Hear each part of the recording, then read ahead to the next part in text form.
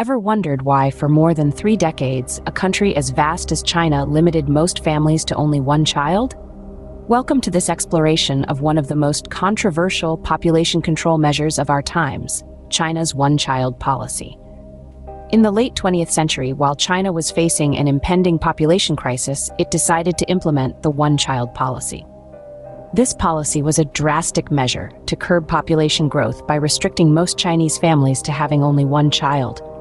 The policy was strictly enforced, and families that violated the policy faced severe penalties, including fines, forced abortions, and sterilization. Now, compare this with the two-child policy in India, another populous country grappling with population control issues. India's approach was less rigid, promoting rather than enforcing a limit of 2 children per family. This policy included incentives such as priority in school admissions and job reservations for families that adhered to the policy. On another continent, in Africa, countries like Niger and Uganda have some of the highest fertility rates globally.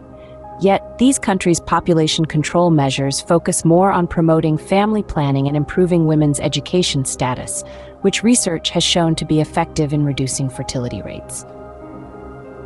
The one-child policy in China led to a significant reduction in population growth. However, it also resulted in a skewed gender ratio due to a cultural preference for male children and an aging population that presents challenges for the country's social and economic stability. India's two-child policy, on the other hand, has seen mixed results. While it has helped slow down population growth to some extent, it hasn't been as effective as hoped due to its voluntary nature and the country's deep-rooted cultural and social norms. In African countries, the focus on education and family planning has yielded positive results, with a gradual decline in fertility rates. However, these measures require time to take effect and are dependent on consistent government support and societal change. So, as we've seen, population control measures are as diverse as the countries implementing them.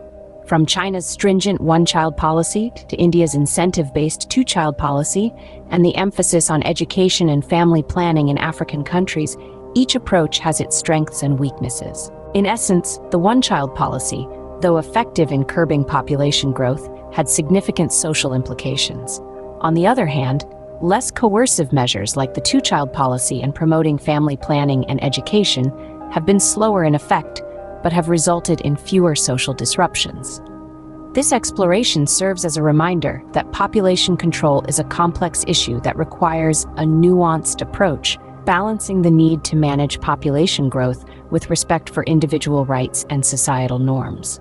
And while the one-child policy is now a part of history, the lessons it offers continue to resonate as countries grapple with their unique demographic challenges.